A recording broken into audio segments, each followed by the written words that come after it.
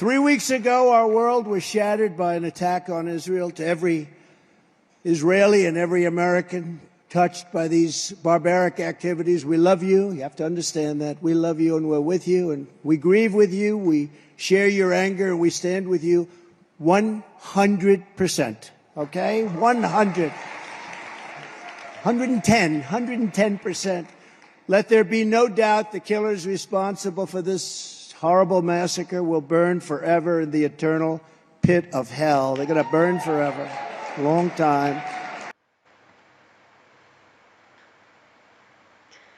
3 minggu yang lalu dunia kita hancur oleh serangan terhadap Israel kepada setiap orang Israel. Dan setiap orang Amerika yang tersentuh oleh kegiatan biadab ini, kami mencintaimu. Kami harus memahami bahwa kami mencintaimu dan kami bersamamu. Dan kami berduka bersamamu, kami berbagi kemarahanmu dan kami mendukungmu 100%. 110%. Jangan ada keraguan.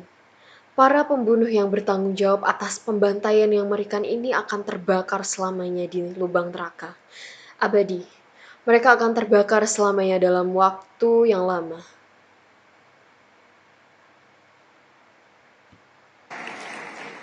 On that terrible Saturday morning, the world saw once again that the conflict between Israel and Hamas is not a conflict between two equal sides. This is a fight between civilization and savagery, between decency and depravity, and between good and evil.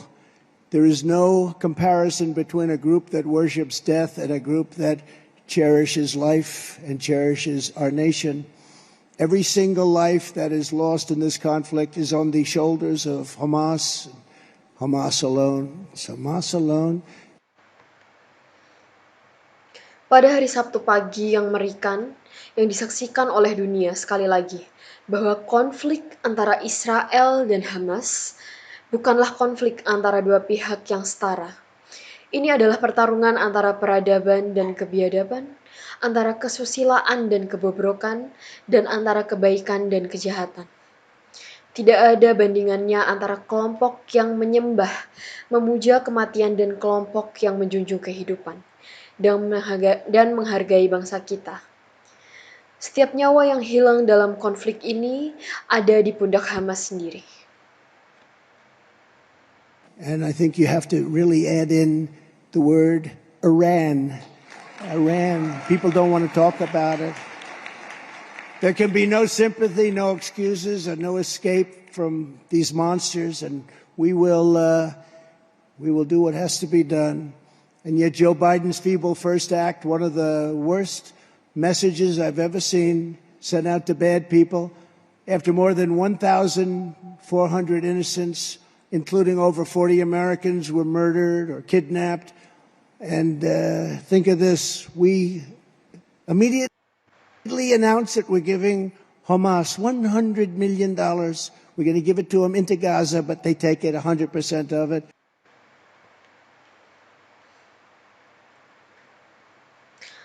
Saya pikir Anda harus benar-benar menambahkan kata Iran. Orang-orang Iran tidak mau membicarakannya. Mungkin tidak ada simpati, tidak ada alasan, dan tidak ada jalan keluar dari monster-monster ini. Dan kami akan melakukan apa yang harus dilakukan. Namun tindakan pertama Joe Biden yang lemah adalah salah. Salah satu pesan terburuk yang pernah saya lihat dikirimkan kepada orang-orang jahat setelah lebih dari 1.400 orang tidak bersalah, termasuk lebih dari 40 orang Amerika dibunuh atau diculik. Dan pikirkan, kami segera mengumumkan bahwa kami memberi Hamas $100 juta. Apakah kami akan memberikannya kepada Gaza? Tapi mereka mengambilnya 100% dari mereka. They don't take 90%, they take 100%. Mark knows that better than anybody. They take 100% and we give them money hand over fist, and we've been doing that for many years. And then a speech was made declaring that if you support Israel, you must give billions of dollars for open borders in Ukraine. In other words, they want to wield it all together. And you don't wield it together. They have to all stand on their own, unlike Biden, he's terrible. Worst president in our history by worst president. Mereka tidak mengambil 90%, mereka mengambil 100%. Mark tahu lebih baik dari siapapun. Mereka mengambil 100% dan kami memberi mereka uang. Kami telah melakukan itu selama bertahun-tahun. Dan kemudian sebuah pidato dibuat menyatakan bahwa jika Anda mendukung Israel, Anda harus memberikan miliaran dolar untuk membuka perbatasan di Ukraina. Dengan kata lain, mereka ingin menggunakan semuanya bersama-sama. Anda tidak ingin menggunakannya bersama-sama. Mereka semua harus berdiri sendiri, tidak seperti Biden. Dia presiden terburuk dalam sejarah.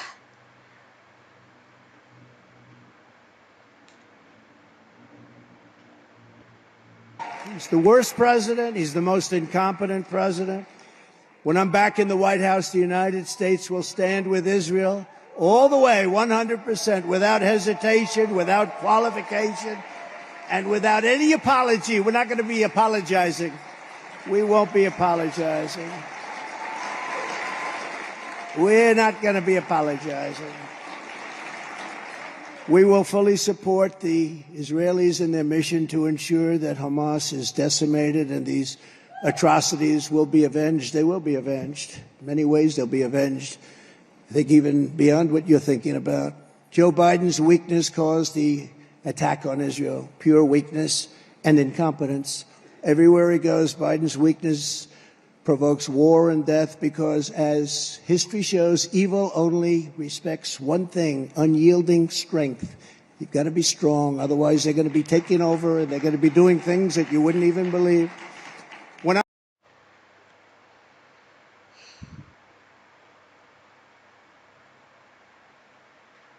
Dia adalah presiden terburuk dalam sejarah kita.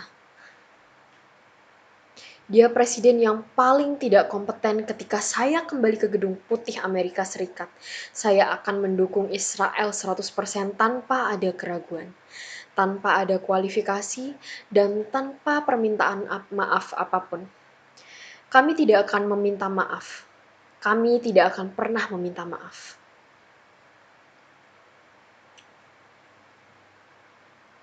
Kami akan sepenuhnya mendukung Israel dalam misi mereka untuk memastikan bahwa Hamas hancur dan kekejaman ini akan dibalas mereka.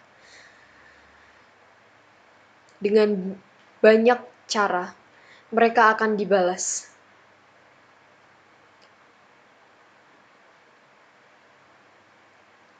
Bahkan melampaui apa yang Anda pikirkan tentang kelemahan Joe Biden. Hal ini menyebabkan serangan terhadap Israel murni kelemahan dan ketidakmampuan.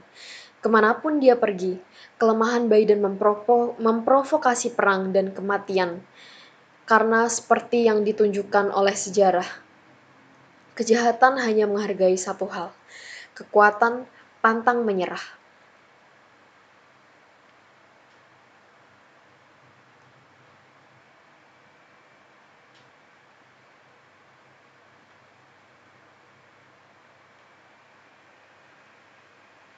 Anda harus kuat, kalau tidak mereka akan mengambil alih dan pergi, melakukan hal-hal yang bahkan tidak akan Anda percaya. Ketika saya kembali ke Gedung Putih, I'm back in the White House. America's enemies will now once again, and they're going to know it, that if you try to kill our citizens, we will kill you. We will kill you. I told them all that. We had no problem. We had no problem. 3 years ago, we had no problem. For 4 years, nobody even... This is unthinkable. I mean, I just watch and see what's happening. It's unthinkable. This couldn't have happened. Mark, couldn't have happened.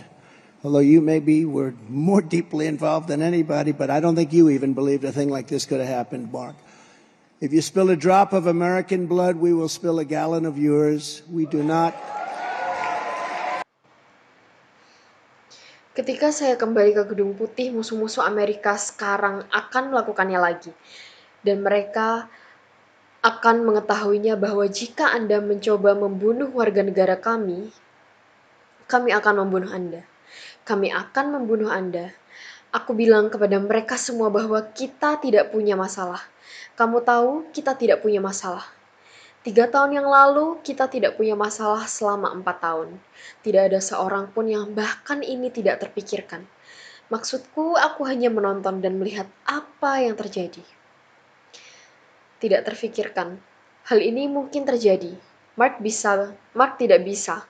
Hal ini tidak terjadi meskipun Anda mungkin terlibat lebih dalam daripada siapapun.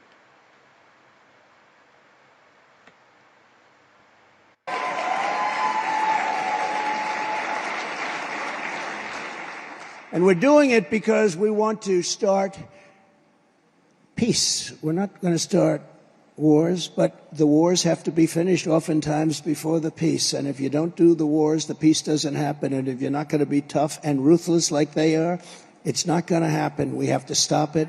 We have to end it once and for all. Under my leadership, we will not squander our strength by trying to build democracies or in quicksand like we try to do. Let's take over a country and let's make it into a democracy. How does that work out? Not too good? Or turn Baghdad into Palm Beach. Palm Beach. Doesn't work out too well. But we will use American power to deter those who would harm our people. Tapi Anda percaya hal ini bisa terjadi? Jika Anda menumpahkan setetes darah orang Amerika, kami akan menumpahkan 1 galon darah.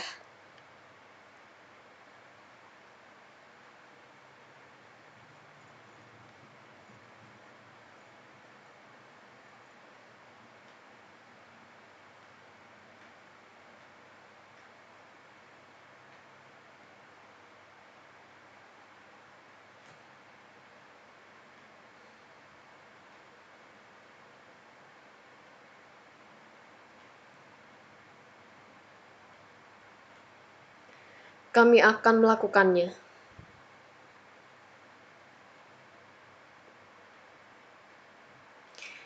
Tidak, dan kami melakukannya karena kami ingin memulai perdamaian. Kami tidak akan memulai perang, tetapi perang seringkali harus diselesaikan sebelum perdamaian. Dan jika Anda